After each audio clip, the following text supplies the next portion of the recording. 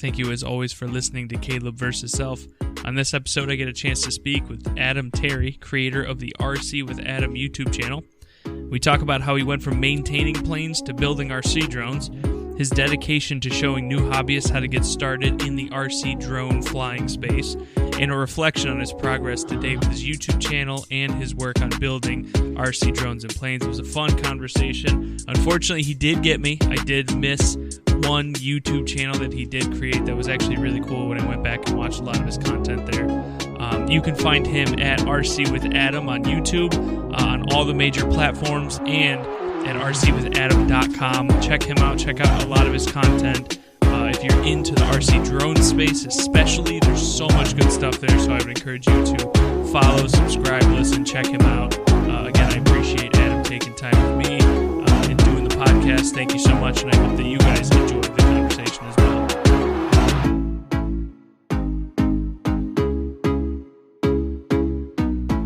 And we're on. Cool. So thank you again for hopping on, Adam. I know it's a bit of a shot in the dark for me, just hitting you up on Instagram, be like, hey man, you want to talk? But I appreciate you hopping on. Yeah, thank you so much, Caleb. I'm glad to be here. I mean, once I figured out that you weren't like, a creep, I was pretty, excited. Well, just hold on. You might find out that I am. Okay. So you focus, your channel is mostly focused in the makerspace, more on drones and drone tech. What and how the hell did you go from going to school for what was it called again? Oh man, now I'm screwing this up. Well, I went to school for a lot of things. Aircraft maintenance. That's right. That's right. What you have on your site. Yeah. Oh yes, yeah. You did your homework. Very good. So how do you go from that to making drones? Yeah, that's a great question. I ask myself that every day. I'll let you know when I have the answer. But yeah. So I mean that process. Like, let me give you the super short version first. Otherwise, I'll go off on a tangent. But basically, got into aviation at some point in the past. Can't remember when exactly, but did some flying lessons, and then I was like, I love aviation. This is super cool, but I didn't want to go the pilot route into a career in aviation. And everybody was like, oh, become a mechanic, you make a lot of money. So I was like, well, sure. Okay. I mean, I've got nothing else to do right now. So after I think I went to like 2 years of community college, and then I went to another community college to get my to ultimately get my A&P, which is airframe and power plant license, so that I could become a licensed aircraft mechanic and have the blessing of the FAA to work on aircraft. So basically I did that. And what I realized was, so I did that. I went through the program, and I, moved back home, moved back to Charlotte area. And I started working, actually when I was in school, I was doing sort of working as a mechanic or sort of helper, on like small aircraft, general aviation aircraft, and some jets too and stuff, but I wasn't like in charge or anything. So anyway, I came back here and, I was like looking around at the space, and, I did end up working at a small airport working on GA aircraft as well. So none of like the big airliner type of stuff, but basically what I realized is I kind of hated it. Which is kind of weird because, I got into it because I like fixing things. I like mechanical stuff. I like aviation. So why wouldn't I love this? Why wouldn't this be the best job ever? And it's a great job, but just for me, what I realized was that I'm a like a maker and a creator, and not a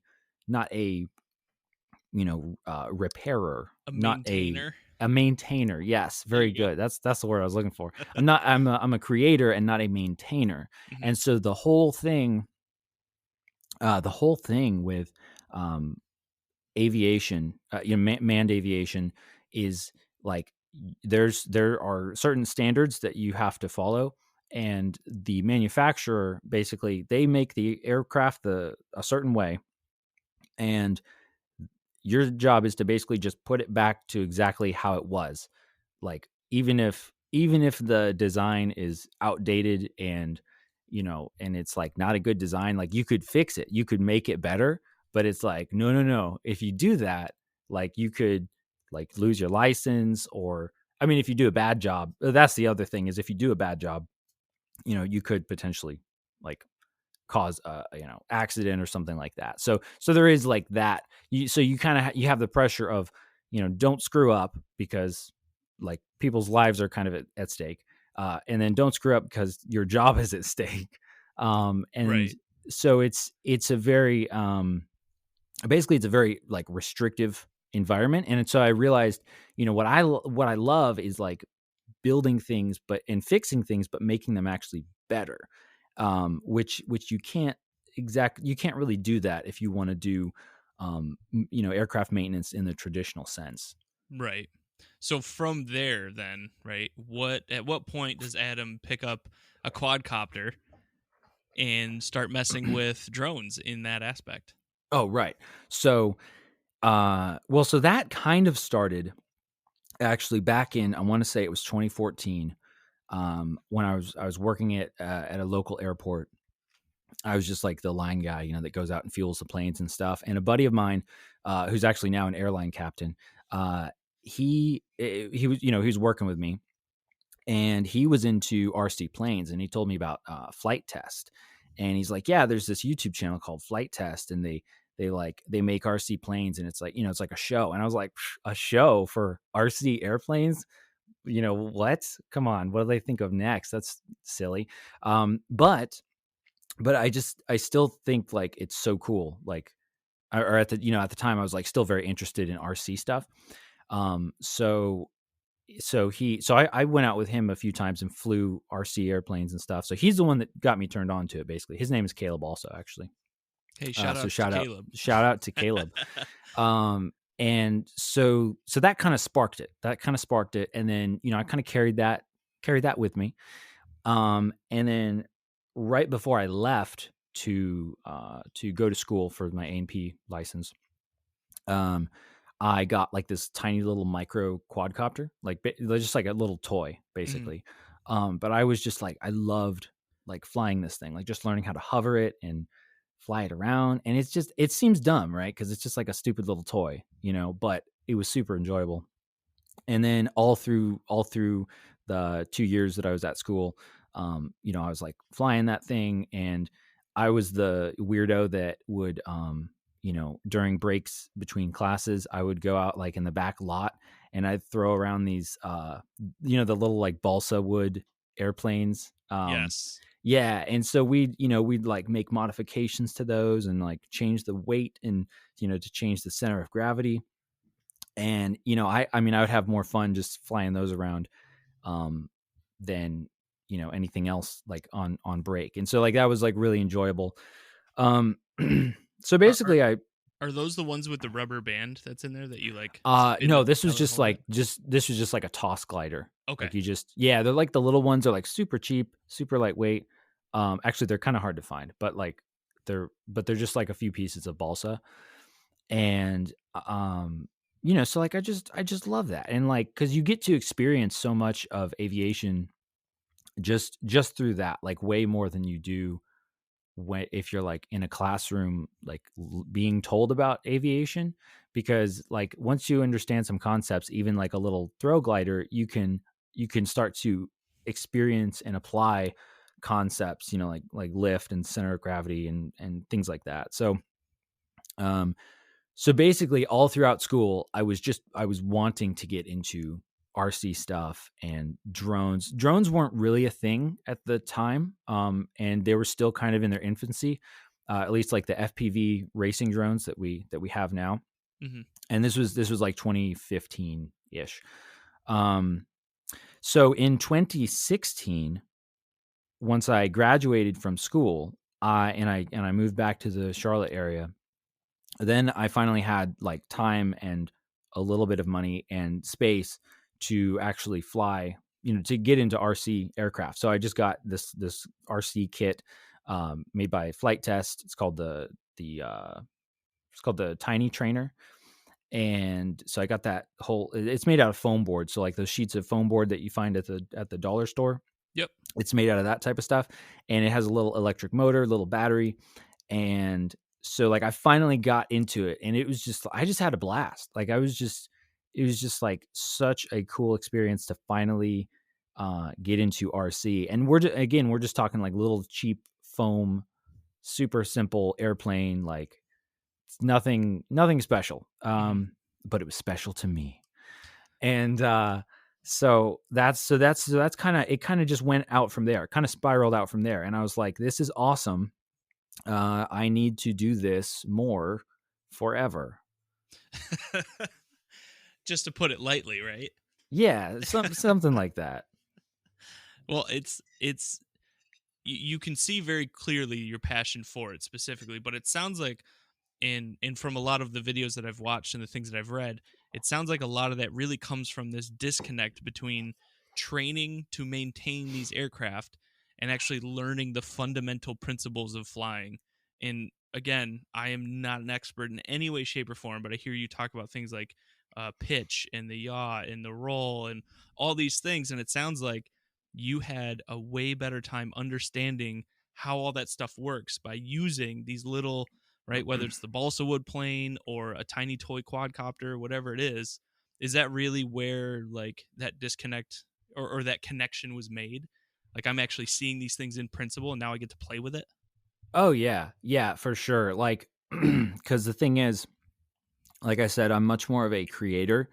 Um, much more. I'm like a lot of different things. I'm not even sure what exactly I would, classify as, because I'm sort of a designer and engineer, but then also kind of like an artist. And, I care about little details, but only when they matter to me.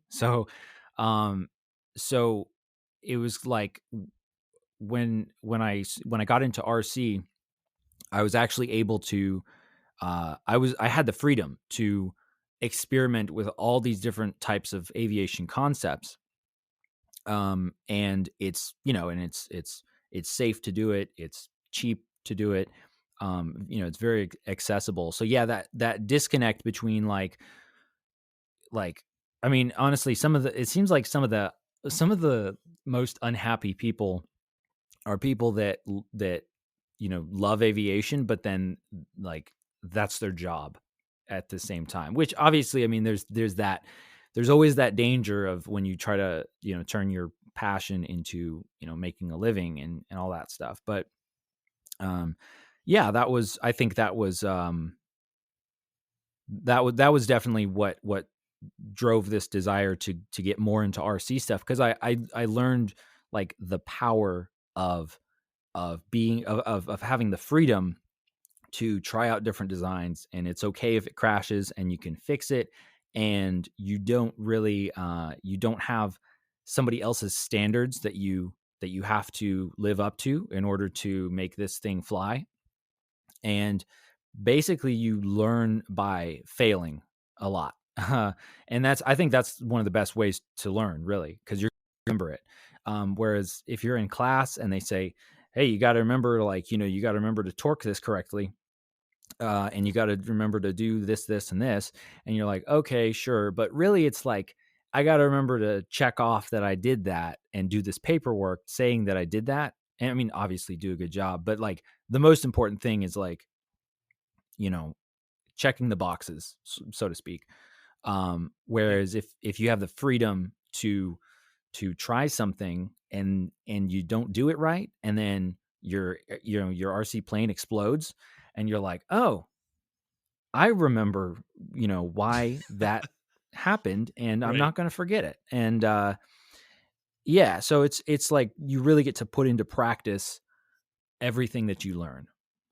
Is that why you throw straw and sticks at carbon fiber uh, props and plastic props? Yes. Also for the views. Yeah, yeah, Um, yeah. yeah. I mean, yeah, stuff like that. It seems ridiculous. It is ridiculous. That was a really stupid setup. I don't know. I don't know what I was I thinking had fun there. watching it if it makes Oh, you feel any good. better. Good. I'm glad you did. I mean, yeah, I think it's worth watching. So anybody who's it listening, go it check it out. absolutely But is. And even Y- in that video, there was something to be learned. And you pointed out at the very end, and that was the way that each propeller actually broke. And the reason why, right? The carbon fiber, there's more fibers in there. So it took a chunk of the hub off as opposed to the plastic piece just straight up snapped off. So even though it was a little ridiculous and you probably knew that already, you still validated that by doing the experiment, even though, sure, it might have been a little bit for the views, but there's still value in doing certain things like that, even if you already know the outcome. right. Yeah, and sometimes, I mean, sometimes you do things. Sometimes you do things that you think you know what's going to happen, just to see if what you actually think is going to happen actually happens. So, um, yeah, that was a good one. I see how you pulled that out of there. That was good. Well, what I like about a lot of your videos is that you try your best and you do a good job at it in my opinion, but you try your best to explain the process that you're going through, your mental like thought processes. Okay, if x plus y equals z, but this time it equaled w, how do we figure out why that occurred? There's a Yeah. lot Oh, of sorry. value in that. Was No, that no, no, it's was all good. yeah, It's yeah. just there's a lot of value in that, and that's if I steer that into something else, you said at one point, and I'm paraphrasing a little bit, but hmm once you learn something, it's easy to forget how it was not to know it. And you go through that cycle when you first started. And there's a video of you in 2017 talking about how you go through anger and then despair and then confusion and then hmm anger. And it's hmm just such a pain. But your goal there and the thing that you pointed out is I want to help people by not forgetting how hard it was to get started, and you've done a very good job at that on your channel, and going into the future, is that really a lot more of the focus is to make sure that people can not necessarily get around those obstacles, but at least get a little bit of help navigating the beginning of that process? Well, thank you. Yeah, I that is definitely a huge focus of my channel, and I hope it continues to be. It is. I will say, excuse me. I will say it is super easy to it's super easy to lose sight of that. I mean, actually, like you said, or like you said, I said about it's super easy to forget what it was like to not know something once you know it. That's actually kind of what I'm going through like right now, and really having to try hard to um, to really like remind myself of like put to be able to put my shoes put to be able to put myself in other people's shoes that are just now getting into the hobby. And the tricky thing about that is that it's always changing. So the technology is always changing. So it's like you have to you have to always be learning.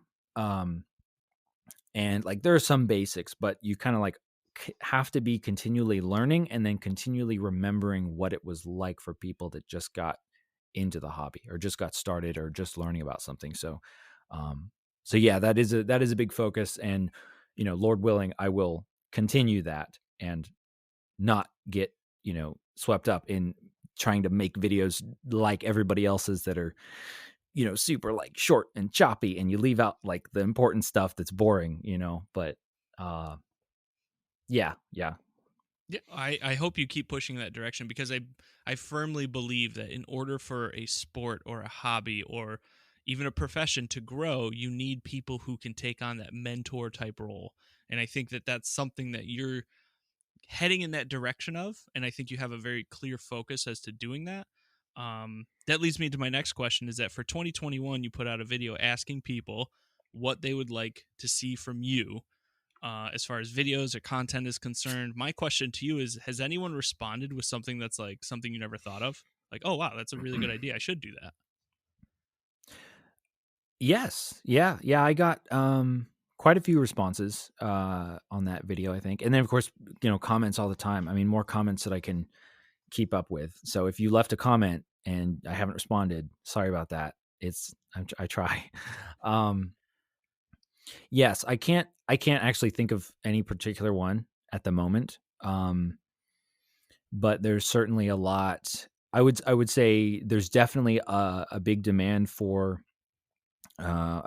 for the type of stuff that I started this channel for, which is like budget stuff, beginner stuff, um, some new stuff, new technology, but honestly, I think most people don't come to my channel for the latest cutting edge stuff, and that's not really what I do. And that's kind of one of the things as I've grown and evolved, in with the RC with Adam channel, is that I've gotten a better sense of like what I'm about. And so a big thing is that people are asking for, and then I hope to continue bringing people, is like budget stuff, beginner stuff, tutorials that are like basically like for dummies, that type of thing, and not so much like super cutting edge, in depth technical stuff. And honestly, I realize that's not really my strength anyway. That's I'm happy to leave that to other channels that do that, and they do it well, and that's like their thing. Sure. It's hard to keep that in mind, right? As you're competing in a content space, is to remind yourself of what you're good at and not to Hmm. always just right drop into what everyone else is doing just because whether they might have a few more views or maybe they edit a little better. And it's hard to keep focus on what you're good at and what your focus is. How do you maintain that focus on your specific craft? That's a good question. Uh yeah, well, I mean, I think I don't even know if it's so much as like maintaining the focus as it is focusing, because Okay. like I mean I'm still just stumbling around just like everybody else, like I've grown a lot and I've learned a lot, and like so much, especially over the past year, over 2020. And I'm getting a better, like continually getting a better idea of like what kind of videos to make, and what, what I mean, like what I'm all about. I mean, just like how people grow up in life and they learn more about themselves. I'm constantly, learning more about, my channel, and kind of like how to do that. So, um, yeah, I don't know if I have like a really good like answer specifically to how I would maintain the focus of the channel, because in a way it's like it's kind of always changing. But I will say it is good to I think probably just hearing people's comments helps a lot. Seeing what videos people respond to, and probably the opposite of that. I mean, the what doesn't help is like looking at everybody else's videos, Right. because it's like, those people aren't, they're not me, and they're not my, viewers and stuff, and my audience. So um yeah, I don't know. I'm just gonna keep on trying to stay focused, or keep on focusing, and I'll let you know when I have a good answer for that too. Fair enough. Fair enough. Going back to drones itself, do you still have the original? What is it? Hubsan X4 H107L? Is that what it is? Man, you really do your homework. Yeah, it's up on the wall behind me somewhere up on the wall. I don't know Do if you you can have your even see first that. scratch built plane, the Thin Man? No, I don't. Is it destroyed? Yeah, I don't know what I was thinking back then, man. Like I was just thinking like, I guess I was like, well, that one's done. We'll just destroy that one forever because I don't need that one anymore. But that's actually part of why I started making videos, was because like I could sort of like catalog the builds that I do. So I wouldn't necessarily have to keep it, which kind of makes sense, because like eventually like you can't keep every single thing. But Right. no, I don't have that one. I would have But I thought do the have the Thin Man video. held a special place in your heart. It will always hold a special place in my heart. It will. That I liked that video. I liked watching you go through that process of building it and flying it, and Oh, it was thank just you. it was cool to see that excitement on your face. It was like that. Oh, I did it moment. Like I can do this. Yeah. This is Yeah. feasible. Oh yeah. Yeah, that's what it's all about, man. That is what it's all about. It's all about um that, like building that, what I call confidence and competence. That's kind of my tagline, is helping you build confidence and competence in the RC hobby and beyond. Because that's what it was for me. Is I just, I that's really where most of my confidence, whatever confidence that I do have in the RC hobby and stuff, it came from realizing like, whoa, like I can fix this thing, like I can build this thing, like I was able to do that. And so if I can fix this thing or build this airplane, what else can I do? And so Mhm. that's yeah, I hope that comes across in the videos, because that's what I try to do, is get people inspired. If I'm not like directly explaining something or helping them do something, is get people inspired and get people kind of that sense of like confidence um to be able to take on challenges. And then when you take on that challenge, then you'll get more confident, and you'll learn more, so you'll get more competent. And I really think that spreads out to you know pretty much all other aspects in life, like because it's at least a starting point, because you Mhm. might think, oh, RC stuff, that's just toys, and like what does that have to do with your job at wherever you work or something? Well, you're building your confidence in yourself and your personal abilities and your skills and stuff. So I think that is that's why I do what I do. It really, when it comes down to it, is it's I mean, RC stuff is really fun. Flying stuff is fun. I love aviation, love crashing things. But the reason why I do this is to actually help people, um, hopefully in a way that will benefit them beyond the actual hobby or beyond the actual aircraft that they're working on. So there's definitely a lot of power in the RC world. Yeah, I think in your specific space, being able to take a craft, crash it or upgrade it, and figure out went right or wrong. Yeah, you're right. It gives people that confidence outside of that to say, "Hey, I can troubleshoot something," and that can apply more than just, motors and propellers. It can go beyond into my job or my relationship, or right, being able to have those type of conversations, not just with yourself, but potentially with other people, is that's extremely powerful. And just as a personal thing, I would love to hear a little bit more about that. Going through this whole process, where have you seen, outside of being more confident and competent in the RC space, where else have you seen that impact your life? Well, I would say, well, it's hard to pinpoint like where exactly, but Sure. I would say generally much more confident. And then also with making the videos, I mean, so yeah, in terms of that process for me, making videos is like there's so much as a person that let me hang on, let me back up here. So, yes, I would say it affects. It's hard to pinpoint where exactly the confidence that I get from the RC stuff and technical skill abilities impacts the rest of my life. But like in terms of the actual like the practical skills part, I mean, helps a ton. Like with just fixing anything, fixing electronics. Before I got into RC stuff, I was like, oh, electronics are magic, and I don't understand them. And it turns out that's actually still true. They are magic and I don't understand them, but I'm not afraid of working on them. Right. And that's a big thing, is like, the fear. I would say you're a lot less afraid of certain things, trying new things, testing something out. Because if you know how to fix something, then you're not afraid to break it. Mm. Um, or at least you'll know what to do when you break it anyway, which happens a lot. In fact, that just happened to me the other day. Oh no.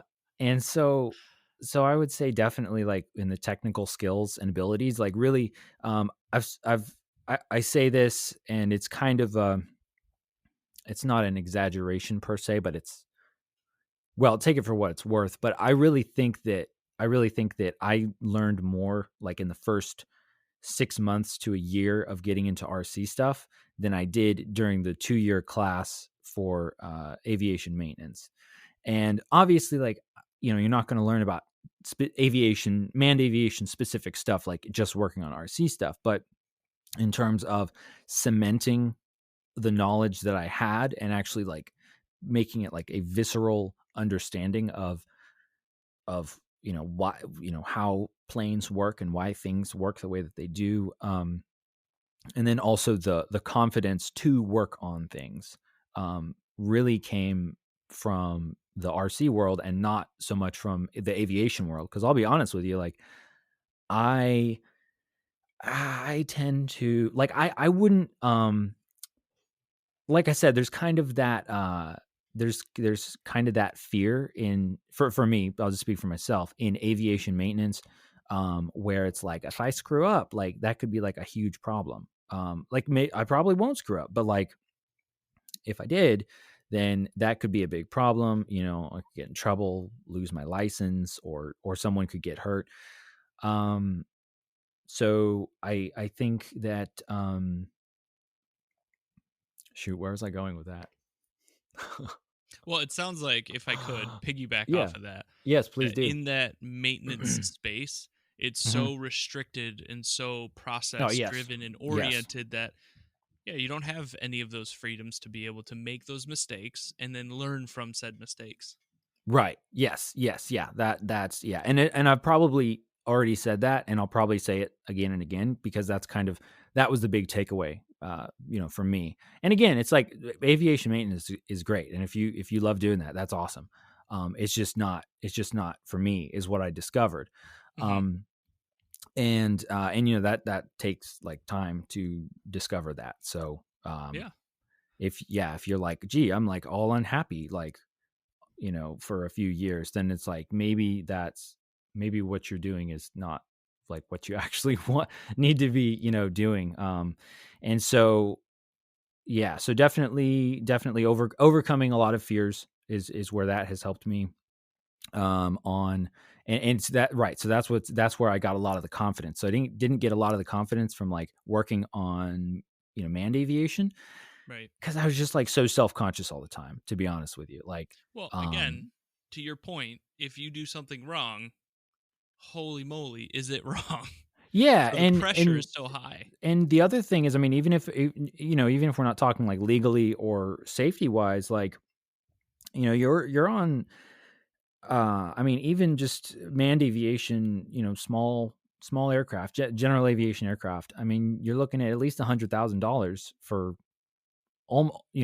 almost any airplane. A Cirrus, which is a very popular newly manufactured aircraft. It's like a four-seater general aviation aircraft, and those are like at least. I mean, I think they start at 250. I want to say, and they can, they'll easily go up, from there.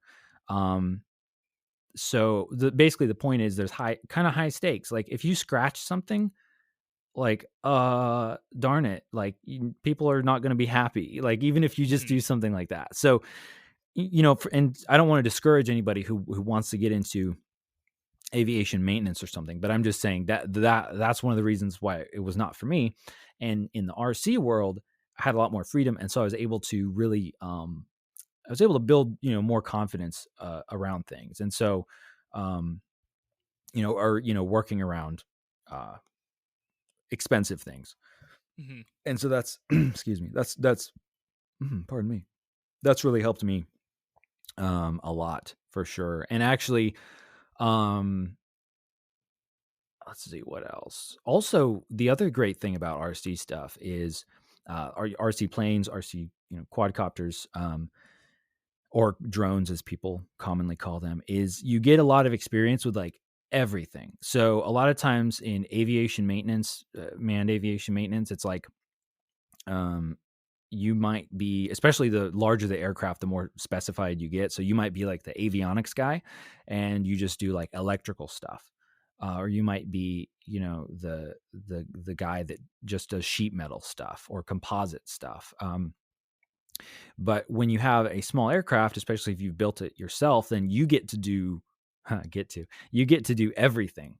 And you Hmm. get that experience. So like when you build a plane, you build the fuselage, and or RC plane, you build the fuselage, you put the motor together. And if there's a problem with the electronics, you do the troubleshooting and you learn how electronics work. And then you learn how aerodynamics work and weight and balance and all this stuff. So um, yeah, so that's been a huge, huge help for me. And so, because the other thing, I don't know if many of my viewers know this, but I'm actually in the process. And it's a long process, but I'm in the process right now of building a plane with my dad. So we're actually building it like a manned aviation 2-seater Oh, airplane. okay. Yeah, in his garage. And so I'm kind of like the person heading that up and like overseeing that as the mechanic, and it's a huge undertaking. Like I can it's only imagine. Yeah. way bigger than I thought. But the thing is, like, I really think that I would not even have the confidence to even start it or to consider starting it if I hadn't learned so much from the RC world, and especially in terms of having kind of being a jack of all trades a little Hmm. bit in terms of like electronics and sheet metal and all kinds of different stuff. That's, first of all, ridiculous that you're building an airplane Yeah, with your dad. it is. Yeah, it's And very super cool ridiculous. all at the same time. So I Well, thank hope you. that that ends up on the channel at some point somewhere, at least Well, pieces of actually, it. so I will tell you, and it's not a secret. It's not a secret, but I Well, have not another anymore. channel.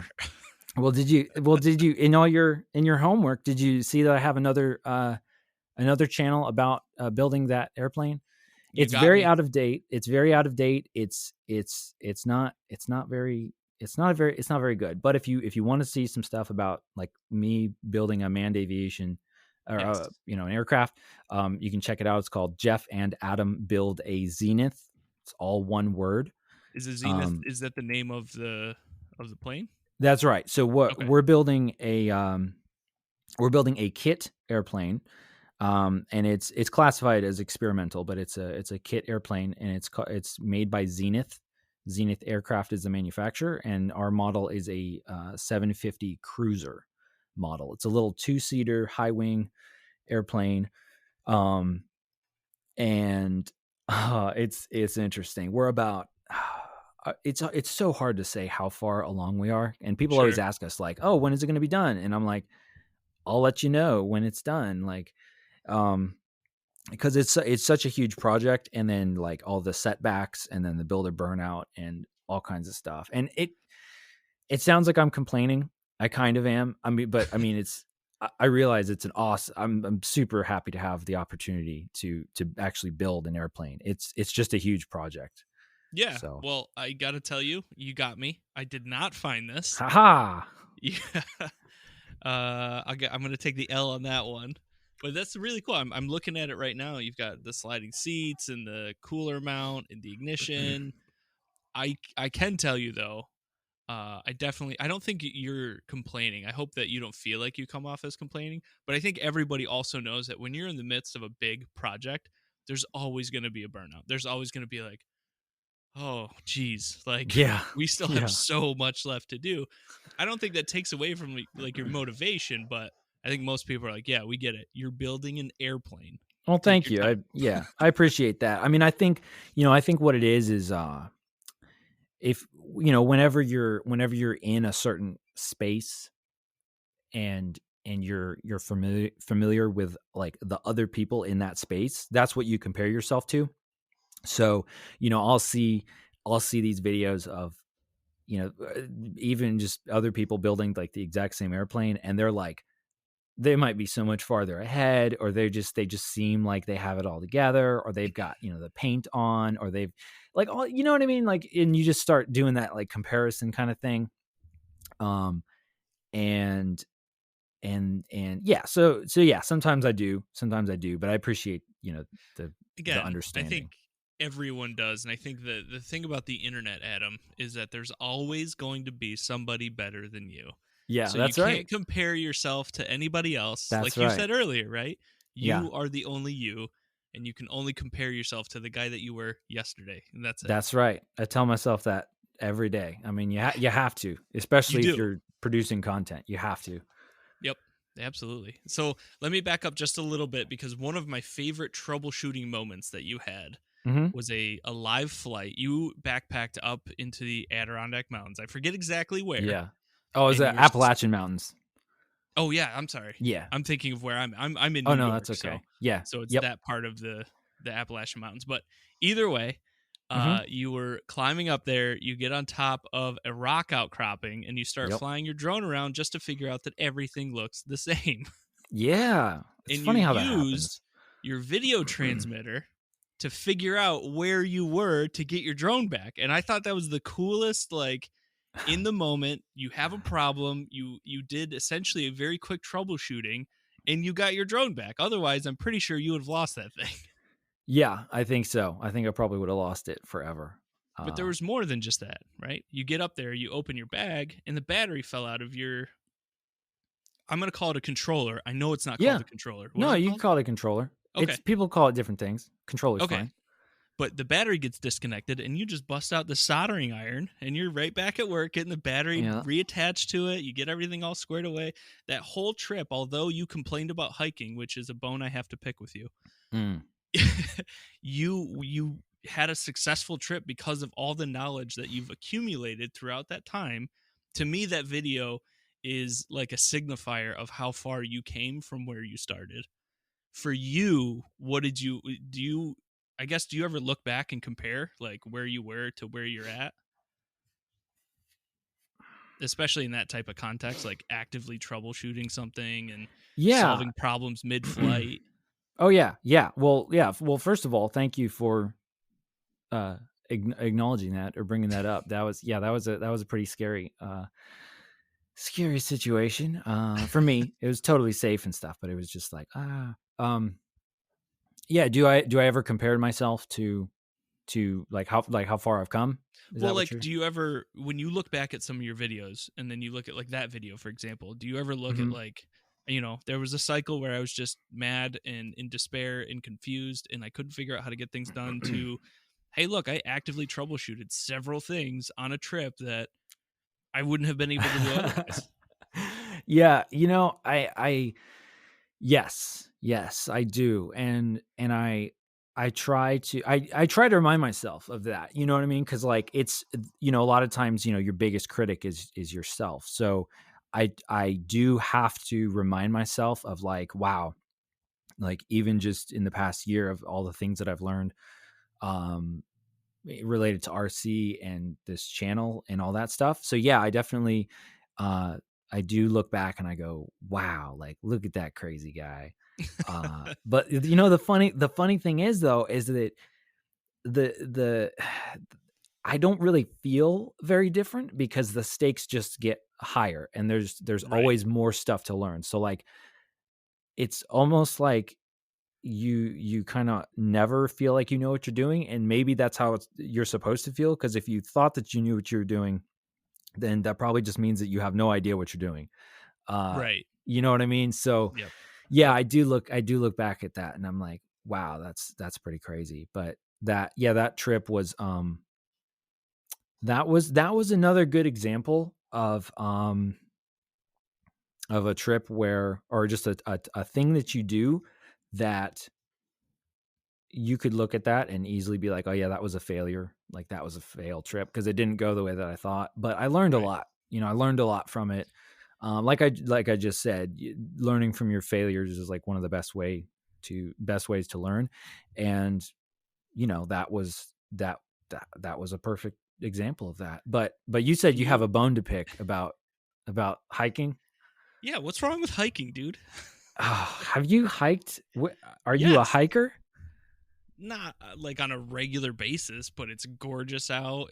Yeah. I mean, I've done a couple of backpacking trips with my brothers, and we went through some, terrible, like backwoods bushwhacking situations. But when you come out of that, I think that you look back in the moment, right? When you're making that video, you're like, this is awful. I'm hot. Maybe you're running low on water. You finally get back to the car or the truck and you turn the AC on and you're just miserable, right? But when you look back on that experience, what do you think about that whole experience? Like, the whole thing in a nutshell, the hike, everything that happened, the battery breaking. Thankfully, you got your drone back, walking all the way back. When you were sitting in your car, you're probably like, that was miserable. I barely got out with my drone. I barely got out of this whole situation. Now looking back on it, I bet you probably look at it very fondly. Yeah, I mean, the biggest thing I think is like Man, I should have just flown up there from the parking lot. I Like mean, yeah, that's what I realized. I was you like, do have a drone. I am an idiot. Why am I hiking up a mountain just to fly around the mountain when I mean, to be fair though, you got some gorgeous shots. Oh yeah, they actually they did turn out pretty good. And I mean, even though like I still I mean like yeah, that's even that. Like I got these, pretty good shots and stuff. Pretty And good, but I dude. no, I mean yeah, they're good. Like but they're not like exactly what I would. You know what I mean? Like I'm a little bit of a perfectionist. Okay, I'll I can let you tell. know. A little bit. Yeah, it is and it's something that I have to, struggle with like constantly. And so but I mean even that is kind of an example of like looking back on it now, I'm like, "Oh, now I see like how the things I could have done differently." And not necessarily not in like a, guilty kind of way, but like Mhm. I realized like, oh, okay, like next time, now that I've done that, next time I'll know to do this, this, and this, like have better hiking shoes and not go hiking. But Have a different backpack. I mean, I, you were doing yeah, that on the way back. You identified like, okay, like yeah, carrying all the stuff in my hiking backpack probably wasn't the best idea. yeah, yeah. That's and I mean, I realize like that is just like anything else. You have to do something like a lot to get good at it. Like and that's another thing that I try to remind myself is like anything that you're doing, like first of all, you're gonna suck for like the first 10 times that you do it. So just plan on that, and then you got to do it like a lot of times if you want to get good at that. And so, backpacking or drone packing, as I call it, is also one of those things. But man, I'll tell you what though. I mean, I don't know what it's like in New York. I've never hiked in the Adirondack Mountains. Um, but have you hiked down here? I Be- haven't. I because haven't. it's I'm just going to tell you from my perspective, it's terrible most of the time. It's like a jungle, man. It's like a jungle.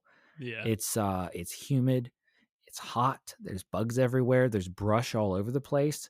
It's kind of like being to me, and this is why I got this is why I became fascinated with aviation in the first place, because the terrain is relatively flat, and there are trees everywhere. Like there's really no point that's like above tree line. Right. um so I mean there are places that don't have trees, but it's not like out west where it's like, oh, you're just above the tree line now and you can see like everywhere. You get this feeling of being like trapped in a jungle, and you just want to see the sky, and you want to see things around you, but you can't, because like you look around and everywhere you look you can see like 20 feet. Yeah. And so that's kind of that's why I don't super enjoy hiking. But I agree though, hiking is important because it's like working out. Like it's intentional discomfort, and that is important. Like that is a good healthy thing to do. And then also, especially if you can, if you have cool people to go hiking with. I don't really have any cool people to go hiking with, or if you have people that you can trick into going hiking with you, because you tell them that's going to be great, and you're going to roast marshmallows and Right. Right. and see little baby fawns running around, and you don't see any of that, and it's raining the No. whole time, No. and Yeah. then they hate you. So yeah, that's But that's most of my experience.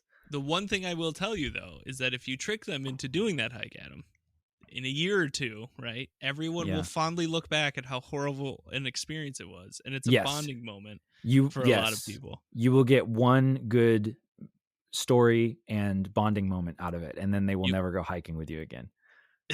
they might, Maybe. they That might. not in my experience, but Okay, yeah. fair enough, fair Yeah. enough.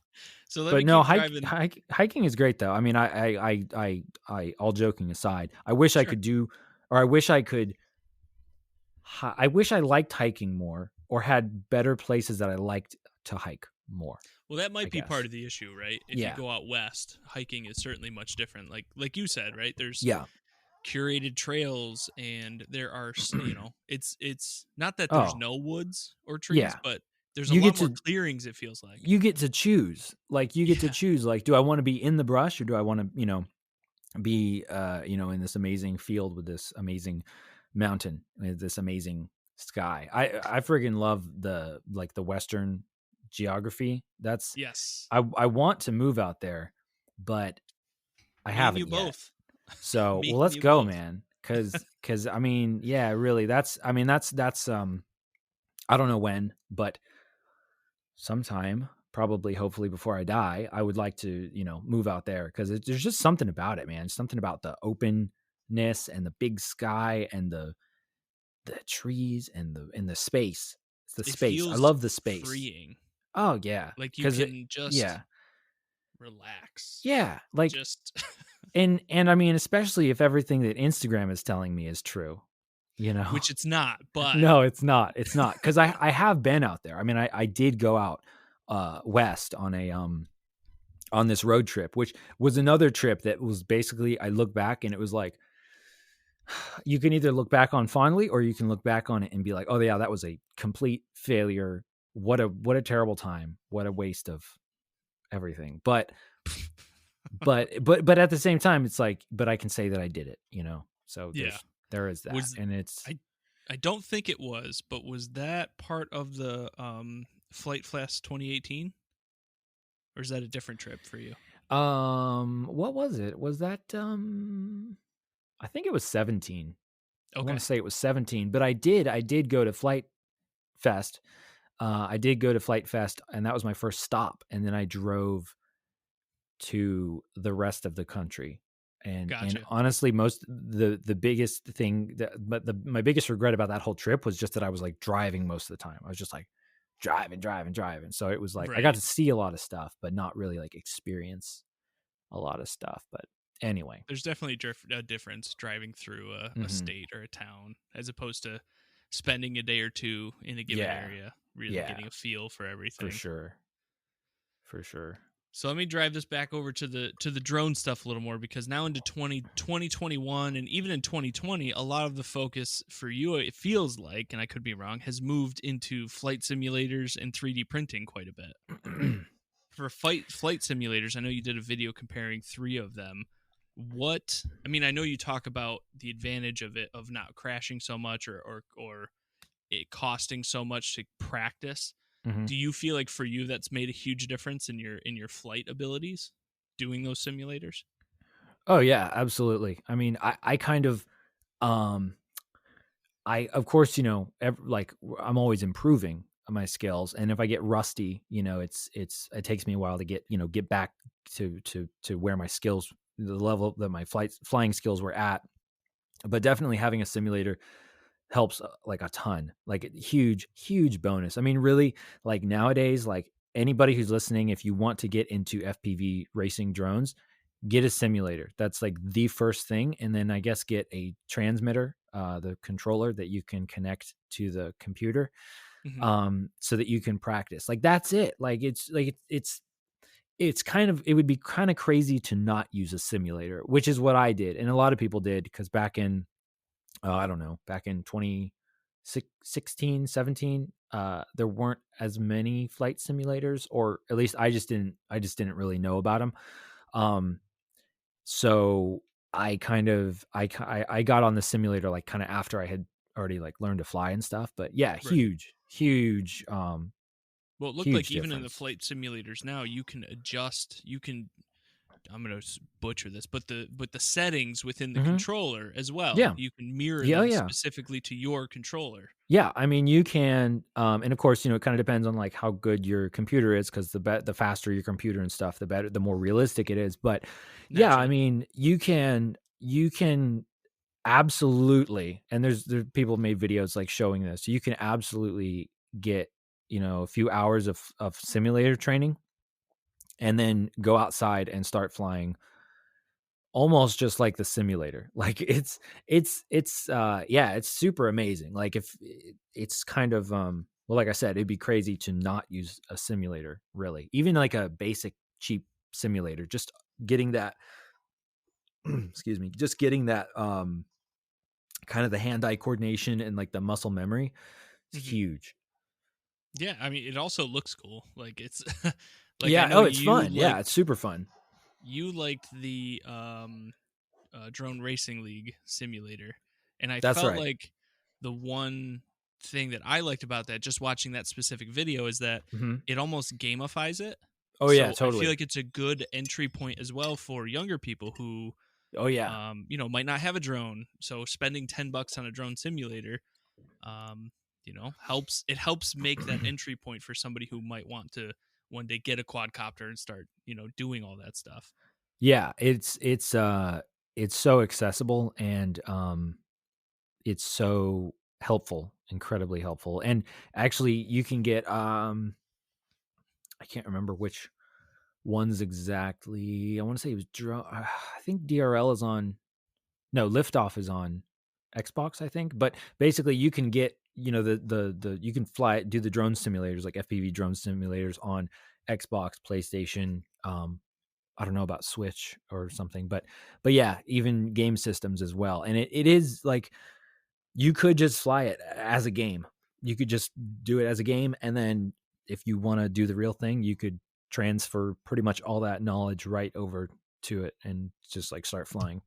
It'd be Same crazy. thing with 3D printing. It seems to be like it makes it a lot easier. It looks like for you, as I'm going to call you this, although I don't know if you consider yourself this per se, but Okay. an engineer. You're going into. Granted, I think the first program you used was more of a basic kind of CAD program, but you built mounts for a motor because you looked at your drone and you're like, I don't want to drill any more holes into this because it might impact the way that the drone flies. And you went out and you created these mounts and you 3D printed them, and bam, like you're creating all these different upgrades. How impactful has the 3D printing space been to your time in the RC drone space?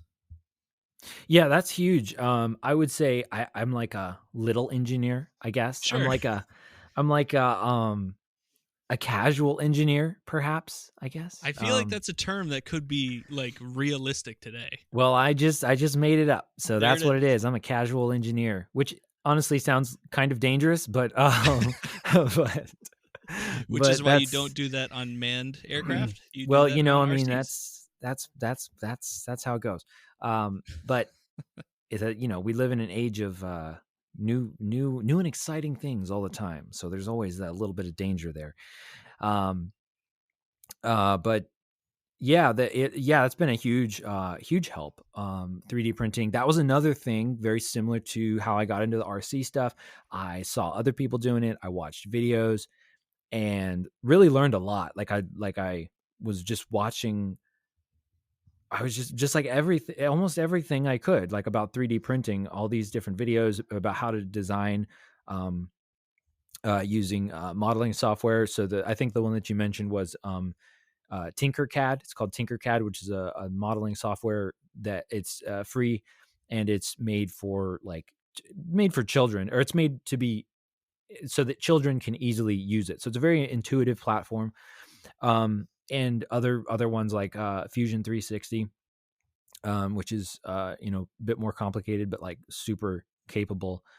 um and so yeah, so that's a huge thing, is like we were talking about with the confidence and stuff. Like once I have this confidence in building drones and that stuff, it's very easy to go, oh, like I could probably figure out this 3D printing thing as well, like and use that. And there's a huge crossover as well, a lot of crossover between the 3D printing space and the drone space. um very, like, probably the most popular thing is GoPro mounts for FPV flying. So you print with like a flexible material called TPU. It's kind of like rubbery silicone kind of. And so you can, design your mount for your GoPro that fits your drone frame, and then print out the mount, and then boom, you put your GoPro in there, and then you've got, it takes out the jello in the video feed and all that stuff. So yeah, being able to make accessories and make things that I've come up with is like, that's what's super cool. Because like how before I was saying, I'm a creator. This is a huge 3D printing is a huge benefit for creators. Like just the idea that you can just take something that's in your mind and then like, learn how to use these programs on the computer relatively quickly, and then print, like, create this plastic thing that is actually like functional and it's how you designed it, like, and all in the same day in your house. It's amazing. Well, it also limits the dependence that you used to have on manufacturers to create Mm-hmm. parts that you need. You get to now just be like, nope, I don't need that.